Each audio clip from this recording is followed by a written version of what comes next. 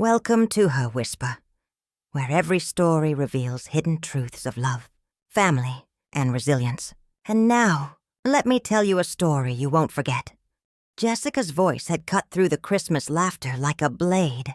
"You're such a useless old woman." I froze for a second, then pushed back my chair and met her glare. "Then stop calling me when you need money." What happened after that forced me to dial 911 before the night was over. But I'll get to that later. Let me take you back to where it all began. That Christmas morning when I realized my life would never be the same. My name is Linda Foster, though most people just call me Linda. At 67, I thought I'd seen every variety of family drama possible. But I was wrong. That morning it seemed perfect. The kind of Christmas a woman like me, who lived alone in a modest Denver apartment, dreamed of being invited to. My son, Michael, had actually asked me to join his family this year. Invitations had been fewer and fewer lately, so I felt a spark of hope when he insisted I come. I arrived promptly at 10, carrying my famous apple crisp, the dessert my grandson Ethan adored, and a bag of carefully wrapped presents for both Ethan, 16, and Sophia, 14. Their neighborhood sparkled with white lights strung across rooftops, and as I stepped inside their warm, pine-scented home, the sound of Christmas carols filled the air. "Grandma," Sophia squealed as she threw her arms around me, her eyes alight with joy. Ethan, doing his best to hide his teenage grin, took my coat and helped carry the gifts inside. That small gesture warmed me more than the mug of cider Michael pressed into my hands moments later. And then there was Jessica. She stood in the kitchen doorway, her smile polished but hollow, the kind of smile that could have won awards for performance. "Linda, so glad you could make it. The kids have been asking about you all morning." For those first few hours, I let myself believe her. We opened presents. Sophia showed me a delicate silver necklace she adored. Ethan tried not to look too excited over the latest video game console, but failed miserably. Michael cracked jokes as he poured coffee, his laugh the same as when he was a boy. Jessica and I even worked side by side in the kitchen for a while. She pulled the golden turkey from the oven, the air filling with the savory scent of rosemary and butter. She asked me to grab the desserts from the counter. I expected to see my apple crisp sitting proudly among them, like it always had. Instead, I found pumpkin pie, a glossy chocolate cake, and a store-bought tart. No apple crisp in sight. I frowned. "Where did you put my crisp?" Her smile tightened. "Oh, that? I tucked it in the pantry. We have so much food already. And honestly, Michael mentioned that store-bought desserts are easier for cleanup." The dismissal stung more than I wanted to admit. I'd baked that recipe for over 30 years. It wasn't just food. It was tradition. Ethan's favorite. My way of saying I belonged here. "Well," Jessica added with a shrug, "people's tastes change. I should have left it alone." Swallowed the insult.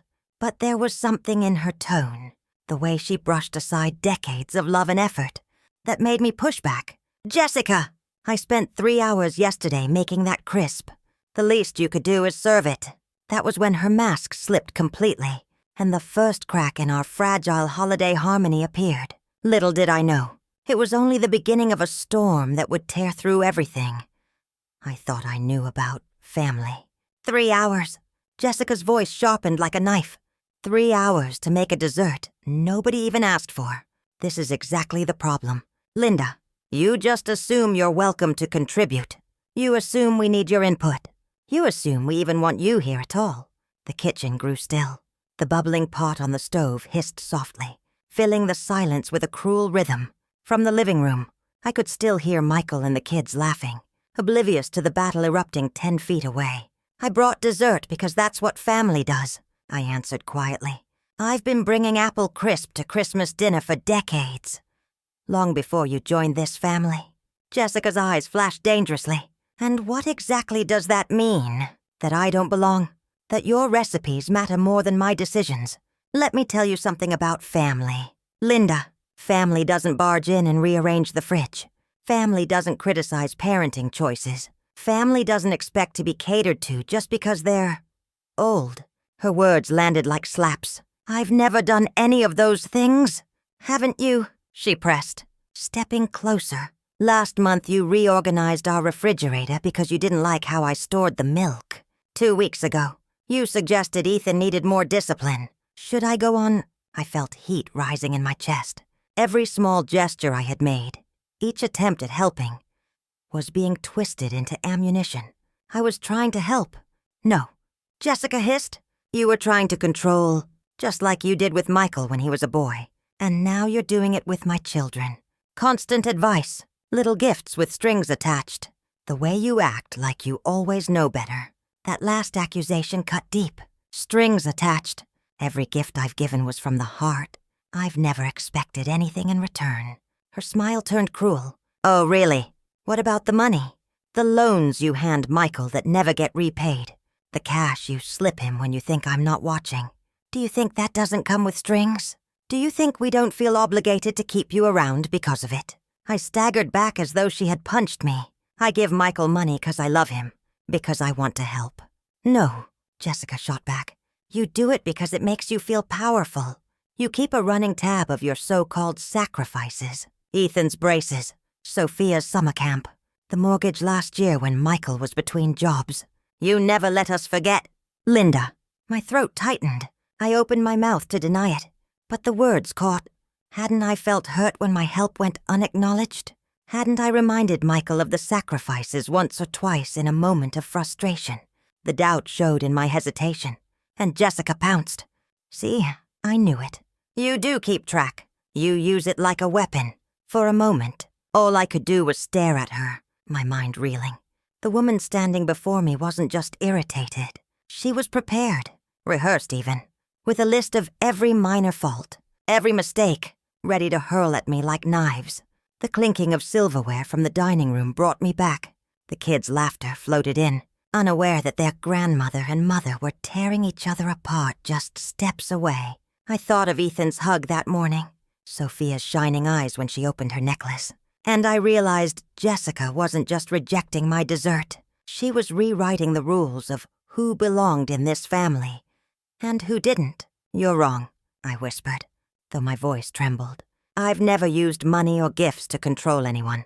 Jessica leaned in close, her perfume sharp, her voice low and venomous. Keep telling yourself that, Linda. But you and I both know your place here. And it's not at the head of the table. It's barely in the room at all. I turned back toward the pantry, staring at the dish I'd spent hours preparing. The crumble topping, golden and perfect, suddenly looked like a symbol of everything I'd been trying to hold on to. Tradition, family, love. But Jessica had made it clear. To her, it was nothing more than clutter. By the time we carried the food into the dining room, Jessica's smile was back in place, polished and perfect, as though nothing had happened in the kitchen. She moved gracefully around the table, pouring wine and adjusting silverware like a woman auditioning for the role of flawless hostess. If I hadn't just seen her true face, I might have believed it. Michael chatted about work, describing a new project at his firm. Ethan bragged about his high score in a new video game, while Sophia gushed about a friend's holiday party. The house buzzed with warmth and laughter, but beneath it, I felt the tension thrumming like a violin string pulled too tight. I chewed the turkey mechanically, hardly tasting it. My eyes drifted across the table, catching Jessica's every so often. Each time, her smile thinned, her eyes narrowing just enough to remind me of the invisible leash she believed she held around my neck. Grandma, aren't you gonna have some apple crisp? Sophia piped up when Jessica placed the dessert tray in the center of the table. My heart lurched. The dish was still hidden in the pantry. Before I could answer, Jessica's laugh floated across the room, brittle and light. Oh, Grandma didn't bring her apple crisp this year. Honey, but look at this gorgeous chocolate cake. Your favorite. The lie slid so smoothly off her tongue, I almost doubted my own memory. But Ethan wasn't so easily fooled. That's not true. I saw it in the pantry when I grabbed napkins, the one with the crumbly oats on top. Right. Jessica's jaw tightened, but her performance didn't falter. Sweetheart, that was just some leftovers from earlier this week. Nothing special. Can we have some anyway? Ethan pressed, already half rising from his chair. Jessica's voice cut sharp. Sit down, Ethan. The sudden edge made both children flinch. We're having the desserts on the table. The silence that followed was suffocating. Michael glanced between us, confusion clouding his features. "Everything okay?" he asked, trying to sound casual. Of course. Jessica replied too quickly, her smile fixed. "Just keeping things organized. Christmas can get so chaotic." Ethan's eyes darted to mine. "Grandma, did you make your apple crisp this year? The one you always make." I met his gaze, then glanced at Jessica. Her expression was perfectly composed, but the warning shimmered beneath it. This was my choice. Protect the peace or tell the truth. "Yes, Ethan," I said softly. "I made it yesterday." "Then why?" "Because," Jessica interrupted, her voice rising despite her effort to stay calm. "Sometimes adults make decisions about what's appropriate for special occasions. Not every tradition deserves to be kept just because it's old." The word old hit me like a slap, though Michael missed the barb entirely. He chuckled, sipping his wine. "Traditions do change. Remember when we switched from ham to turkey?" But I heard the venom beneath Jessica's tone. She wasn't just talking about apple crisp. She was talking about me. "I see," I murmured, my fork scraping against the plate. "Good," Jessica said brightly, cutting herself a generous slice of cake. "I'm glad we understand each other." But we didn't understand each other. Not at all. What I was beginning to understand was that Jessica had been slowly erasing me from this family story, one holiday at a time. The apple crisp was only the latest casualty. As laughter resumed around me, I sat in silence, chewing cake I could barely swallow. My thoughts spun back through the year. Missed invitations, vague excuses about keeping gatherings small, moments when I'd only learned of birthdays or outings after they'd already happened. Times when Michael apologized, saying he forgot to mention, or that the kids were too busy. It all clicked now. Jessica wasn't careless. She was deliberate, removing me piece by piece, rewriting what family looked like until my place in it no longer existed. Across the table, Ethan shot me a look of quiet defiance. He knew. He saw through the performance, and that tiny spark of recognition, that silent loyalty, was the only thing that kept me from breaking apart then and there. After dinner, I offered to help with the cleanup, hoping it would give me a moment to speak privately with Michael. But Jessica orchestrated the evening like a general planning a campaign. Michael was sent to the garage with Ethan to assemble some new gadgets. Sophia was ushered upstairs to organize her new clothes, and, predictably, was left alone in the kitchen with Jessica, exactly as she intended. She scraped plates into the trash with more force than necessary. The sound was grating, like bones snapping under pressure. Without turning to me, she said, "I suppose you're proud of yourself." I set the serving dish I was carrying into the sink. "I'm not sure what you mean." Her head whipped around, eyes gleaming with disdain. That little scene at dinner, making me look bad in front of the kids. Very mature. "Linda," I took a breath, steadying my voice. "Jessica, I need to understand what's happening here. I feel like I'm missing something important." She dropped the polite act entirely. "What you're missing is that this is my home, my family, my children. Michael is my husband, and I'm tired of pretending your constant interference is welcome." The possessiveness in her tone startled me. She wasn't speaking about family bonds. She was speaking like she owned them, like I was trespassing on property that didn't belong to me. "You can't just erase me from their lives because you feel threatened," I said, struggling to keep calm. Jessica laughed, sharp and humorless. "Threatened by you? Look at yourself. You're 67, alone in that little apartment. The only reason anyone pays attention to you is because you write checks. Do you really think I'm threatened by that?" Each word was a deliberate dagger. They hit hard, but something inside me resisted breaking. "If that's how you truly see me, then why do you keep accepting my money?" "For the first time since our conversation began," she faltered. Her grip on the plate tightened. "That's different." "How is it different?" "Family helps family. You said so yourself. But I'm only family when you need something. The rest of the time, I'm an inconvenience." She turned back to the sink, shoulders stiff. "You don't understand the pressure we're under. Michael's job is demanding. The mortgage, the bills, the kids' needs. It's endless. When you offer to help, we accept because we have to. But that doesn't mean we enjoy having you hovering over every decision. Her honesty, brutal as it was, carved through me. For years I'd told myself my contributions were appreciated, that I was wanted. But standing there, I finally understood. I was tolerated, like an unpleasant medicine they had to swallow for survival. "So what is it you want from me, Jessica?" I asked quietly. "Do you want me to keep writing checks but stay away from family gatherings? Would that make you happy?" She considered this far too seriously. When her eyes met mine again, I had my answer before she spoke. "I want you to stop pretending we're one big happy family. Accept that your role is limited. And stop making Michael feel guilty when we don't include you. I've never tried to make him feel guilty. Haven't you?" Last month you called him crying about how lonely you were during Sophia's birthday. At Thanksgiving, you hinted how empty your apartment felt while we were at my sister's. You may not realize it, but you manipulate with guilt. Always have. Her words struck like whips. I felt a strange shift inside me. Not sadness, not even anger. Clarity.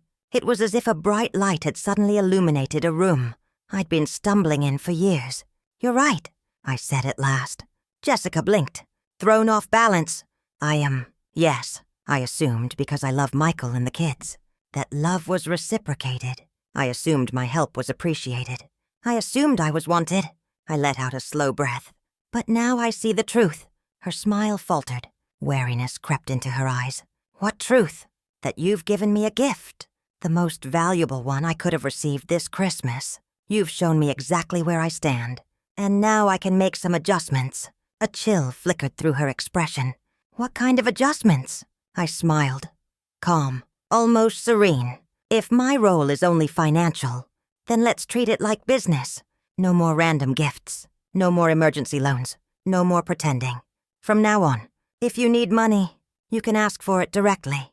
But don't expect my presence as part of the package." Jessica's face drained of color. "You're being ridiculous." "No," I said softly. "I'm finally being honest." The sound of footsteps in the hallway broke the tension. Michael appeared in the doorway with Ethan close behind, both of them carrying boxes of Christmas lights they'd been organizing in the garage. "How are my favorite ladies doing?" Michael asked, his voice too cheerful. The way people speak when they sense danger but don't want to name it. "Just having a nice chat," Jessica replied quickly. "About holiday traditions and changes." Her words curled in the air like smoke, choking me. I looked at my son, this man I'd raised, loved, supported for 42 years, and wondered when he had become so blind. When had he learned to accept her version of reality without question? "Dad," Ethan blurted, ignoring his mother's sharp glance. "Mom won't let us have Grandma's apple crisp. It's in the pantry. She said it's not appropriate." Michael frowned. "Apple crisp. Mom, did you bring it?" "Yes," I said softly. "She did," Ethan pressed, his teenage stubbornness blazing. "But Mom said it wasn't right for Christmas dinner." Michael's brow furrowed.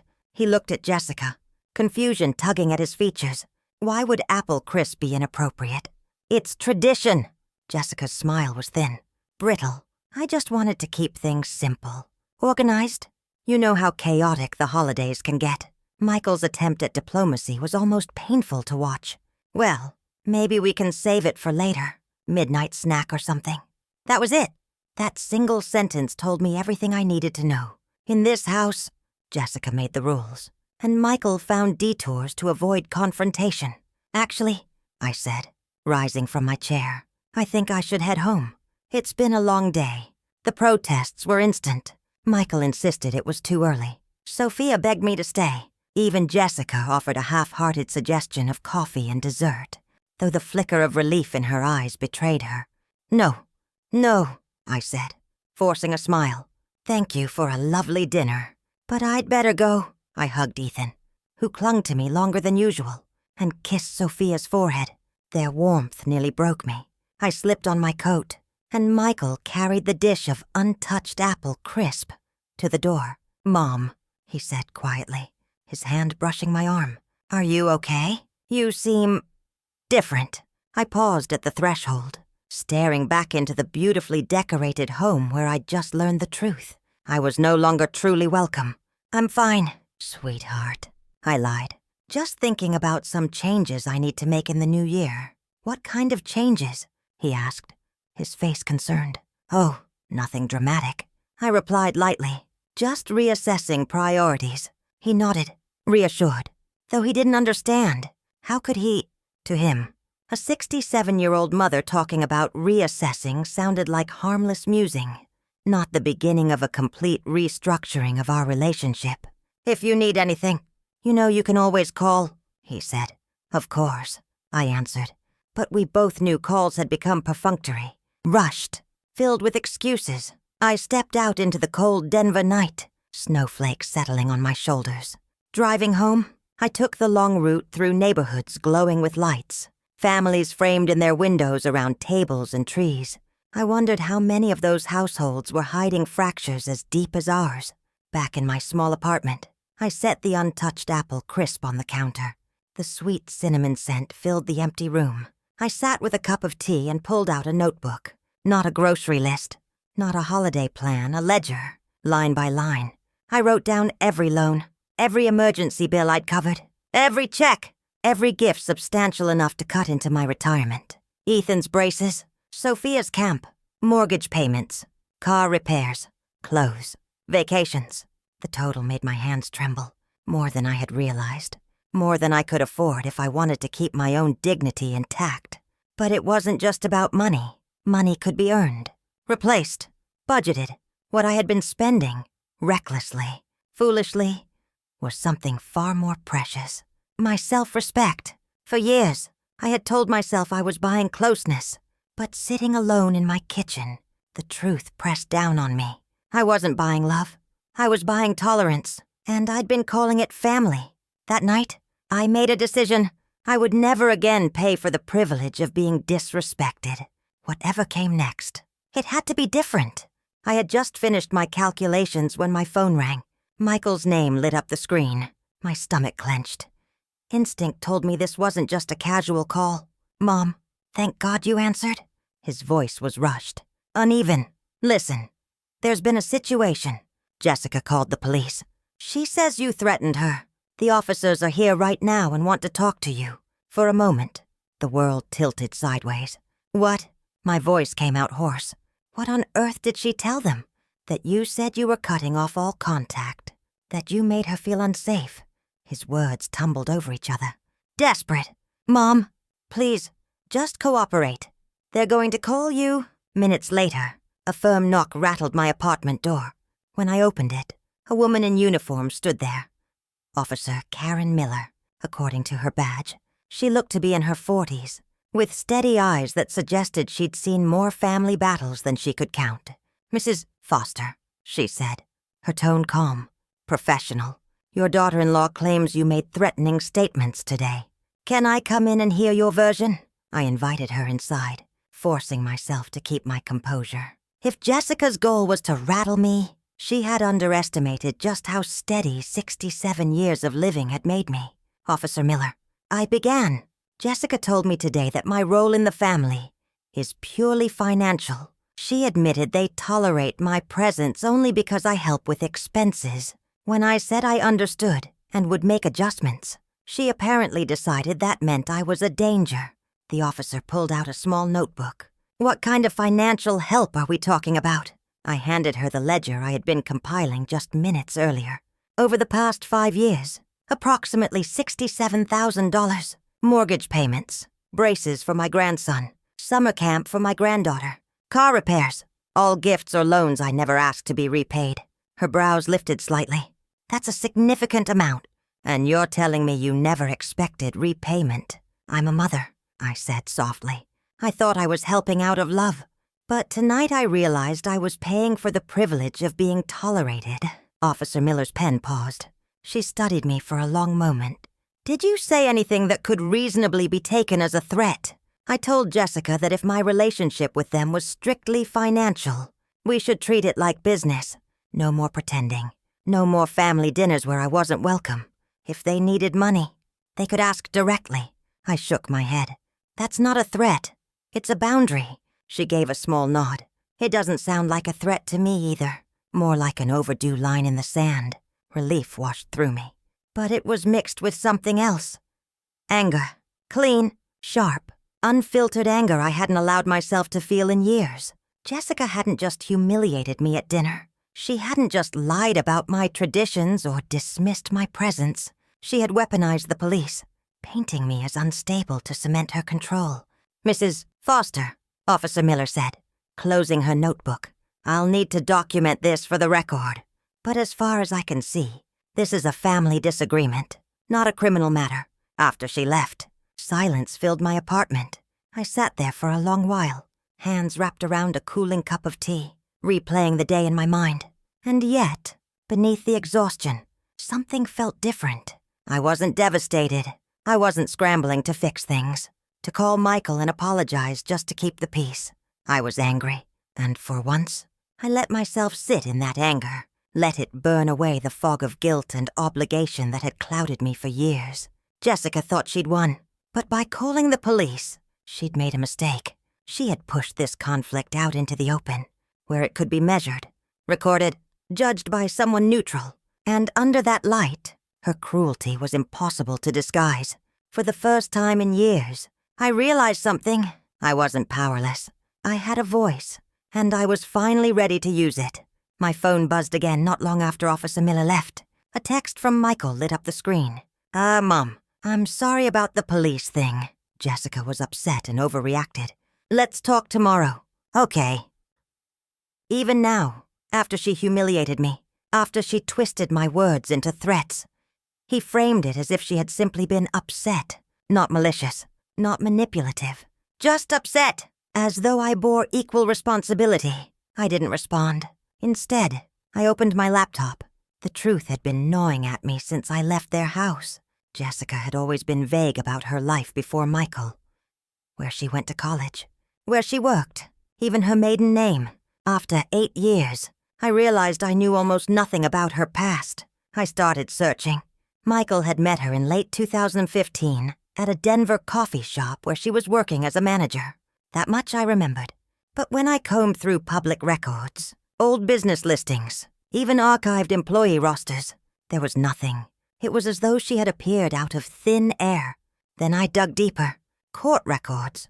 3 women named Jessica Mitchell had civil cases between 2010 and 2015. 2 didn't match. Wrong age. Wrong description. But the third, Jessica Mitchell, 28 years old in 2014, sued by her employer for embezzlement, accused of siphoning money from client accounts for months before being caught. The case settled quietly. Records sealed. But the initial filings were still there. The timeline lined up too neatly. The case ended early 2015. Michael met Jessica later that year. My stomach twisted. If it was the same woman, it meant she had reinvented herself, hidden her past, latched onto my son, the stable man with the generous mother. And suddenly, all the little details I'd brushed aside sharpened into focus. Her obsession with controlling the household finances, her exact knowledge of our family's accounts, even information I'd only ever shared with Michael, her insistence on filtering invitations, slowly isolating me from family gatherings. It wasn't just dislike. It was strategy. Still, I needed proof. I called my bank the next morning, requesting copies of every check I'd written to Michael and Jessica over the past 5 years. Then I contacted my financial advisor, asking him to audit my account for unusual withdrawals. What I learned made my blood run cold. The $67,000 I had calculated the night before. That was only the beginning. There were other payments. Gift cards I'd purchased for the kids but delivered directly to Jessica. Deposits into their joint account during so-called emergencies. Even bills for home repairs I had paid directly. The total was staggering. Over $90,000 in 5 years. And worse, the timing didn't add up. Some of those emergencies came during months when Michael's salary alone should have easily covered their expenses. Unless they were living wildly beyond their means, or unless someone was siphoning money. I thought about Jessica's designer handbags, her spa appointments, her yoga studio memberships, all the little luxuries she flaunted on social media while telling me the mortgage was crushing them. That afternoon, I drove to their neighborhood. I told myself I wasn't spying, just observing. But when a delivery truck pulled up carrying an expensive dining set from a boutique store, and 30 minutes later, Jessica pulled into the driveway with shopping bags from Nordstrom and Anthropologie, I knew I wasn't imagining things. This wasn't survival. It was indulgence, paid for with my sacrifice. My phone rang again. "Michael." "Mom," he said, his voice gentle. "I really think we should talk about yesterday. Jessica's hurt. She feels like there were misunderstandings." "Michael," I interrupted, my voice steady. "How much money do you think I've given you and Jessica in the past 5 years?" There was a long silence. "I don't know. We've never kept track. You've been generous." "But $90,000, I said. "I have the records. Checks, deposits, payments. 90,000. His breath caught. "That can't be right." "It is. And Jessica told me herself yesterday that you only accept my help because you have to, not because you want to. That you feel obligated to keep me around because of it." Another silence, heavier this time. "She said that?" he asked finally. "She said many things," I answered. "And I think, she meant them." He sighed, weary and uncertain. "Mom, you're making this sound calculated, like she planned it. That's not who Jessica is." But I no longer believed him, because the evidence told a different story. The woman my son married wasn't just difficult, she was dangerous. And I was beginning to think I wasn't the only one she had deceived. That evening, just as I was reviewing my notes for the 3rd time, my phone rang. The caller ID was blocked, and for a second I almost didn't answer. But something told me I should. "Mrs. Foster," a steady, professional voice asked. "This is Detective Sarah Collins, Financial Crimes Unit, Denver Police Department. I understand you've been looking into someone named Jessica Mitchell." My grip on the phone tightened. "Who is this really?" "I assure you, ma'am, this is official," she said firmly. "Jessica Mitchell, now Jessica Foster, is part of an ongoing investigation. We need to talk about her, and we need to talk about you." My breath caught. "She's my daughter-in-law. When did she marry your son?" 2016. "They've been married 8 years. There was a pause. Then the detective said, "Mrs. Foster, would you be willing to come into the station tomorrow morning? There are things you need to know about Jessica Mitchell, and we need to know about your connection to her." That night, I barely slept. Every memory of Jessica replayed in my mind. Moments I had dismissed as controlling or cold. But now, under a harsher light, they formed a pattern. The control, the secrecy, the strange way she managed every detail of Michael's life. It all aligned too perfectly. At 9 a.m., sharp, I sat across from Detective Collins in her office. Between us lay a thick file, its tab labeled Mitchell, Jessica A. "Mrs. Foster," Collins began, sliding the folder toward me. "Jessica Mitchell has used multiple identities for over a decade. The embezzlement case you discovered, that was only the beginning. She's had 2 previous marriages under different names. In both cases, she drained her husbands financially before vanishing. She left behind debts, chaos, and in one case, stepchildren she abandoned without explanation." My stomach twisted. "And Michael, my grandchildren. The children appear to be his biologically," Collins assured me. "But based on her pattern, Jessica is preparing for another disappearance. She has a secret apartment, a second vehicle registered under an alias, and multiple hidden accounts. She's been siphoning money from your family for years. I pictured Ethan and Sophia. How devastated they'd be if their mother simply vanished one day. But in some ways, hadn't she already? Her loyalty was never to them, only to herself. If you know all this," I asked, my voice unsteady, "why haven't you arrested her?" Collins leaned forward. "Because we need proof of active fraud. Enough evidence to prosecute in court. That's where you come in." I blinked. "Me?" "Yes. Her weakness is money. We want you to present her with an irresistible opportunity. Something that forces her to reveal her hidden accounts. Once she does, we'll have what we need." The plan was bold but simple. I would offer Jessica an early inheritance, $200,000, framed as a tax-advantageous gift from Michael and the kids. The amount would be large enough to trigger her greed, but structured so she would need to disclose every account she controlled. For 3 days, I lived as if nothing had changed. I answered Michael's calls, offered polite words, even feigned concern when he mentioned Jessica still being hurt. The hardest part was staying silent, not warning him of what was coming. Collins had been adamant. Michael couldn't know. If he did, his body language alone might betray the plan, and Jessica would bolt. On Friday morning, I called Jessica directly. "Jessica, I'd like to meet for coffee. Just the two of us.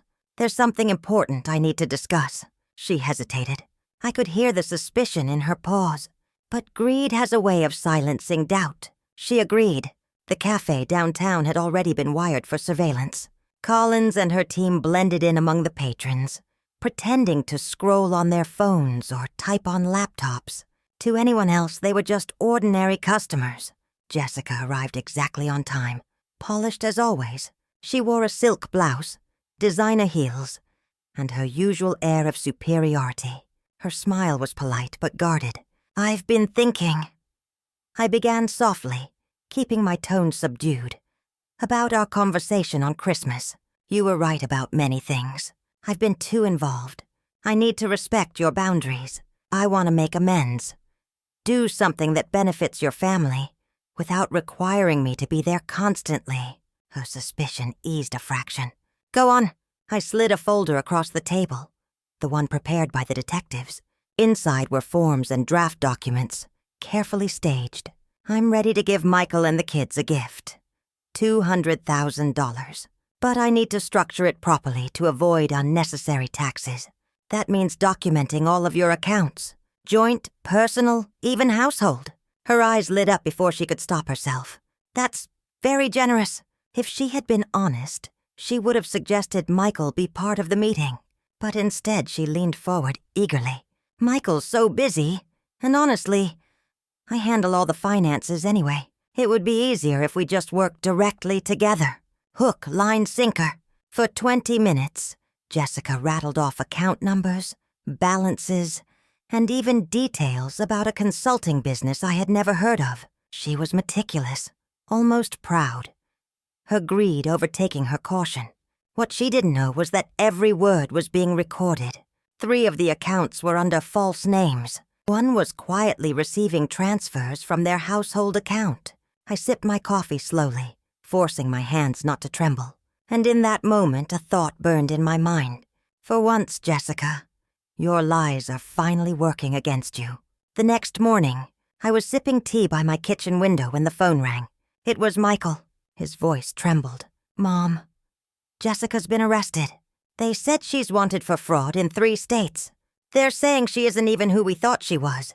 I closed my eyes, the words washing over me like cold water.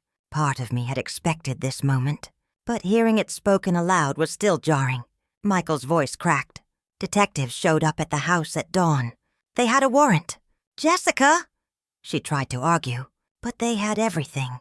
Bank accounts, fake IDs, surveillance photos. "Mom, I don't understand.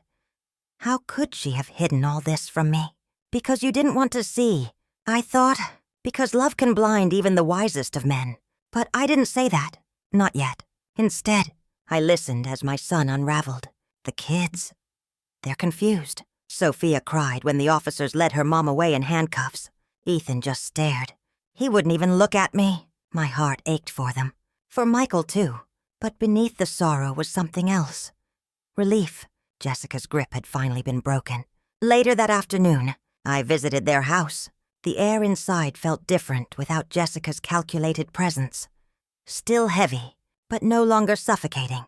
Michael sat slumped on the couch, his hands tangled in his hair. Ethan was in the corner, silent, his jaw tight. Sophia curled against her father, clutching her necklace like a lifeline. I sat down beside them. "Sweethearts," I said softly, "none of this is your fault." Sophia's voice was small. "Grandma, is Mommy coming back?" I swallowed hard.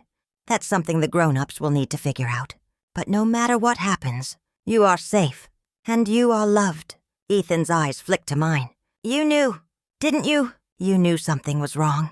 I didn't answer directly. Instead, I reached for his hand, Sometimes people wear masks, Ethan. And sometimes it takes longer than we want to see what's behind them.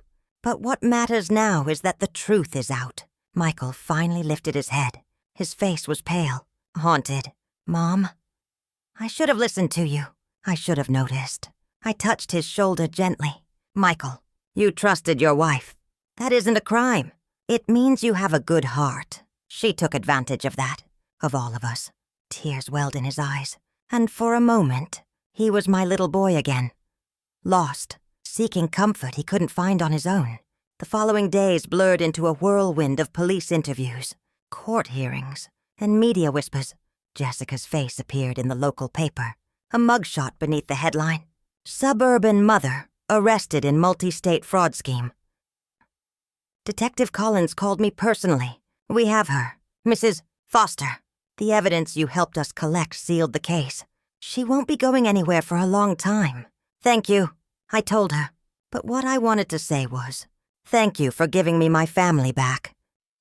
That night, for the first time in years, I baked a fresh apple crisp. This time, it wasn't to win approval or prove I belonged. It was for me. I poured myself a cup of tea, scooped a warm portion onto a plate, and savored every bite. The cinnamon, the apples, the oats. It all tasted like freedom. In the weeks that followed, the pieces began to settle. Michael struggled with shame but started to see clearly, recognizing just how deeply Jessica had manipulated him. The children were resilient. They asked hard questions, cried when the answers hurt, and slowly began to trust that their grandmother wasn't going anywhere. And me, I felt something I hadn't in a long time. Dignity. Jessica had tried to erase me, to reduce me to nothing more than a wallet. But in the end, she erased herself. I stood at my kitchen window one snowy evening, watching the world outside shimmer with holiday lights. And for the first time in years, I smiled without forcing it. At 67, I had finally learned the hardest truth. You cannot buy love. You cannot beg for respect. You cannot cling to people who only tolerate you. But you can choose yourself. And sometimes, the sweetest revenge is simply refusing to be anyone's victim ever again. The days after Jessica's arrest felt strangely quiet. Almost too quiet. For years, her presence had dominated every family gathering. Her voice always the loudest in the room. Without her, the silence felt foreign, but also liberating. Michael came by often, sometimes alone, sometimes with Ethan and Sophia. At first, our conversations were stilted. He carried a weight of guilt he couldn't shake. But slowly, as the weeks passed, the sharp edges softened. He began to see what I had seen all along, that love should never come with manipulation, that control disguised as care is not love at all. One evening, while Sophia helped me decorate my small apartment with paper snowflakes, Michael lingered in the doorway. "Mom," he said quietly, "I don't know how to thank you. If it weren't for you, I don't know what would have happened." I set down the scissors and met his eyes. "You don't need to thank me. You just need to live differently from now on. For yourself. For the kids." Ethan, sprawled on the couch with his game controller, chimed in without looking up. "And for Grandma's apple crisp. I'm not letting that tradition die." We all laughed, the sound filling the little apartment with more warmth than Jessica's mansion-like dining room ever held. Still, healing was not instant. Sophia had nightmares for weeks, waking in tears, afraid her mother would vanish and never come back. Ethan grew protective, bristling at any mention of trust. Michael wrestled with shame. But amid the mess, there was honesty. For the first time in years, we were talking, truly talking, without Jessica's shadow hanging over every word. For me, the change was profound. I had spent so long pouring my money, my energy, my love into a void, convincing myself I was keeping the family together. But now, sitting at my kitchen table with my grandchildren laughing beside me, I realized I had been clinging to the wrong thing. Family is not about being tolerated. It's about being valued. I still remember what Officer Miller asked me that night. "Did you make any threats?" And how I had answered. No, only boundaries. At the time, it had felt defensive. Now, it felt like truth. Setting boundaries had saved me, and in some strange way, it had saved my family, too. Jessica will likely spend many years behind bars. Whether she reflects, regrets, or simply plots her next scheme, I may never know, but I no longer care. Her story is no longer my story. One snowy Sunday afternoon, Ethan and Sophia came over with Michael. We made apple crisp together. Sophia peeling apples, Ethan sneaking spoonfuls of sugar when he thought I wasn't looking, Michael humming Christmas tunes under his breath. The scent of cinnamon filled the apartment, wrapping us in comfort. When we pulled the dish from the oven, golden and bubbling, I felt a lump rise in my throat. "This," I whispered, "this is what tradition means. Not control, not guilt, just love." We sat together at my small kitchen table, spoons clinking against plates, laughter spilling into the room. And for the first time in years, I didn't feel like an outsider looking in. I was where I belonged. Later that night, after they left, I sat alone with a second helping of crisp. I thought about the long road ahead. Counseling for the kids, financial recovery for Michael, the scars we'd all carry. But beneath it all was a new certainty. At 67, I had learned something people twice my age sometimes never grasp. It's never too late to reclaim your dignity. Never too late to draw the line between love and manipulation. Never too late to choose yourself. And sometimes, the best revenge isn't anger, or bitterness, or even justice served in a courtroom. Sometimes, the best revenge is peace. Peace in knowing you survived.